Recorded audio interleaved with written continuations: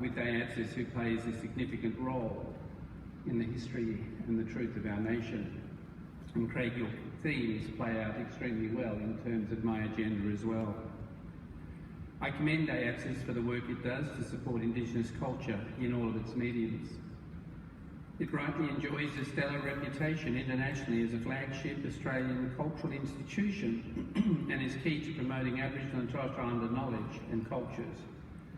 We should all seek to build productive partnerships within governments, academia, the corporate sector and community sectors. This summit is a testament to those relationships and those partnerships. As many of you would also know, when I am presented with a topic to consider, my instinct is to look at the past before I consider the present and the future. The English word community has its origins from the Latin word communitas, meaning things like common and public spirit. When most people hear the word community, what initially comes to mind is the place where I live, work and play. Many extend the ideas of community beyond place to my family, my friends and neighbours. That is, the people I live with, work with and play with. This lens is easy to take when you're busy in the daily routine of your life. And I know most of you here today understand community as a broader concept, being a group of people who have something in common. The commonality might be goals, purpose, culture, needs or resources, but there are lots of ways to identify as a community. The community I see before me today are academics, governments, legal experts and traditional owners and people from our communities. And it's interesting when I'm out and around talking to traditional owners across this nation that some of them say to me, why do you acknowledge traditional owners and elders? And the first time it happened to me was in Katherine. And they said, because you're not involving us in the everyday things to do with our country. You as governments, you as organisations acknowledge us, but we don't see us sitting at the tables talking about the importance of country and why we as rightful owners should have a say. And so that has been a challenging element to some of the thinking I've had around the work that we're doing. And I'm sure many of you in this room will remember the day 21 years ago now when more than 300,000 Australians marched across to Sydney Harbour Bridge for reconciliation. It was a moment of solidarity when Indigenous and non-Indigenous Australians walked arm in arm across the iconic bridge, declaring their will to walk arm in arm in our national life as well. That's the image that I carry with me. That's what I see when I look at partners and fellow travellers on this journey, particularly from the role that I'm in.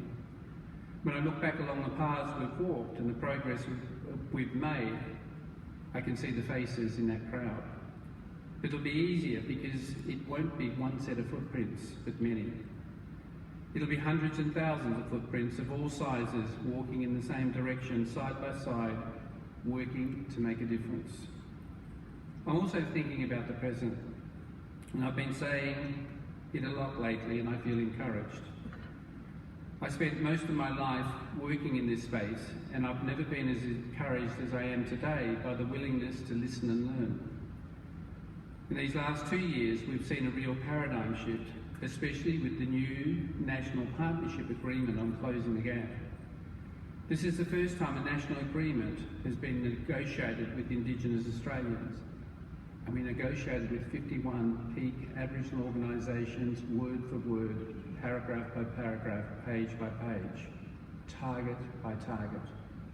And states and territories through the National Cabinet signed off on the agreement, which meant they took it back to their state and territory cabinets to endorse and to agree to the actions to address the targets. Next year, for the first time, state and territory governments will have to report on what they are doing to achieve the Closing the Gap targets in their jurisdictions. It will not just be the Commonwealth anymore. Peak organisations will also have to report. They are equal partners in what we've progressed on the journey. And I know that states are nervous with some of the targets that they have to seriously give consideration to. Of course, now the real work begins. We're looking ahead to delivering priority reforms and progressing the targets. And I'm very keen to see what each party to the agreement will bring forth in just a couple of months' time. Not only the Commonwealth Government, but each state and territory government and the coalition of peaks. We're all in this together. We will also be accountable to our people. The other important piece in this journey is the Indigenous voice. Local and regional communities are the focus of so many of the decisions I make, both as an Indigenous man myself and as the Minister for Indigenous Australians. We need to hear the voices of local and regional communities to help us understand the problems and work together on solutions to address the range of socio-economic issues faced by our people at the local level. The Morrison government is committed to listening to community voices to help guide and shape how to best direct our continued investment of over $1 billion annually through the Indigenous Advancement Strategy. I am proud of how our government has shifted its approach in working together. I also feel encouraged by the Morrison government's focus on economic opportunity for Indigenous Australians. This year's budget provides more funding for new skills and employment programs to help Indigenous people qualify for and keep jobs. For more Indigenous girls' academies, we have doubled the number of opportunities for young Indigenous women. More to secure food supply for remote and very remote locations. More for Indigenous enterprises to expand or improve the viability of activities in primary industry and land management. And more for the bodies that protect and manage native title, and I'll say more on that later. The government is also supporting our community in helping track our journey together through the many functions of AATSIS.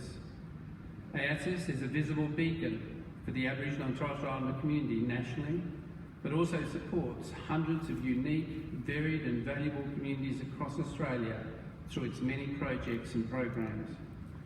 For example, in July 2020, our government committed $10.1 million over 4 years for the AATSIS-led Return of Cultural Heritage project, bringing secret and sacred objects back to their rightful place from overseas collections, enable communities to come together to strengthen their cultural identity and celebrate their unique and rich heritage and assist with the healing. Craig and his team at AATSIS have played an invaluable role in ensuring the return of objects back to community from many collections across the globe, and they will continue to play a pivotal role in that. It is also part of the truth-telling process. It supports intergenerational transference of knowledge, cultural maintenance, restoration and revitalisation. Language is recognised as vital to our people, and as such is included in the National Agreement on Closing the Gap. The agreement sets a target that by 2031 there'll be a sustained increase in number and strength of Aboriginal and Torres Strait Islanders with languages being spoken. The work AATSIS has completed on its Indigenous Dictionaries project is inspiring. With $2 million from the government to support this project, the dictionaries it has produced to date provide a tangible record of languages for communities. AATSIS works closely with community to record language, and in doing so, brings people together, building collaboration and spirit. The dictionaries themselves strengthen languages, support language speakers, and are an ongoing point of pride and inspiration for the community. This is a tangible legacy that, Craig, I note with only 3, and with the number of languages, it's only a small number. So if we have 250 languages, you're going to have a very busy time building the rest of those dictionaries, and I look forward to you completing that task. The importance of Indigenous language to our future is reflected by the drive of individuals in community to protect and revitalise their own first languages. I acknowledge there is much more work to be done, but that is something positive to look forward to. We can look forward to the journey as an opportunity to engage others and to think about where we want to be and how we can shape the outcomes ourselves and with each other. That is a practical reason why I acknowledge the importance of community, both as motivation to keep doing the work and as the most important to effect change. The prescribed body corporate sector has expanded rapidly since the PBC capacity building measure was introduced as part of the white paper on developing Northern Australia. The sector has grown by more than half, from around 140 in June 2015 to 225 today, but with no commensurate increased support for the sector. This means critical opportunities to realise the benefits of Indigenous land asset are being lost. The 2021 budget provided additional funding of $36.7 million over the forward estimates. $21 million for the PBC capacity building measure to meet current shortfall and to expand the program over the forward estimates for an anticipated increased demand. $8.6 million to expand PBC basic support funding incrementally up to 75% of all PBCs by 2025-26, and $7.1 million to implement the reforms from the Native Title Legislation Amendment Act, including updated PBC rulebooks and developing resources and training materials. Our government is committed to empowering traditional owners and Indigenous Australians to have a say over their land uses, economic opportunity and ability to generate wealth, increasing operational funding to support stronger and better resource PBCs to access emerging opportunities into the future, proportional increases to PBC capacity to unlock a greater number of economic opportunities, contribute to the economic recovery and create more jobs for Indigenous Australians, and creating well-functioning and appropriately resourced PBCs that will not only contribute but also benefit from Australia's economic recovery efforts over the next decade, particularly infrastructure, mining and resources and domestic tourism. We need to shift our thinking. We need to take hold of the moment before us to create economic opportunities for our people from the land we hold. PBCs, as well as native title representative bodies, or NTRBs, are an integral part to this future. Our land should not be static. While it's there in physical presence, as it happens upon us now, it should be the catalyst for jobs, enterprise, opportunity and the intergenerational wealth for our communities. I've challenged many organisations and audiences and groups in the past, and I'll do it again today. I want you to think about this. The decisions we're making today will impact on their grandchildren and their children, so make them count. Think of them when future planning. Think of them when we negotiate deals, and think of them when activating land we hold. I had someone say to me, but we will always have royalties from mining. But at some point that mineral or that gas or that energy has a finite time and will run out.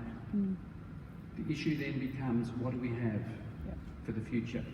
What do we have for our grandchildren?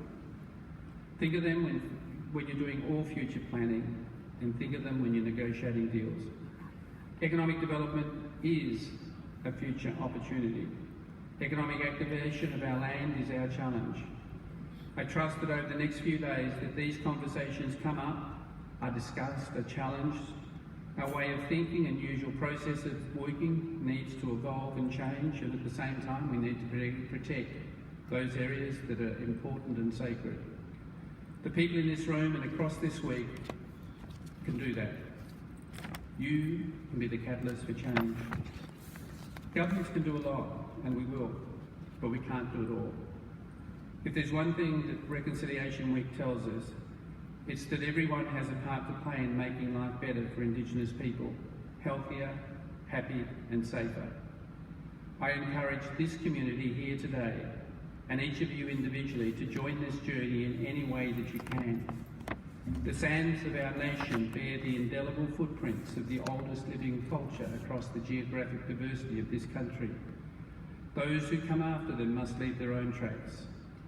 It's up to us to choose where we make them and where they might lead. Let's walk a purposeful journey together. Now is the time to start taking a direction that will result in long-term change. Together and only together, we can make meaningful change. And I thank you for your participation in this conference.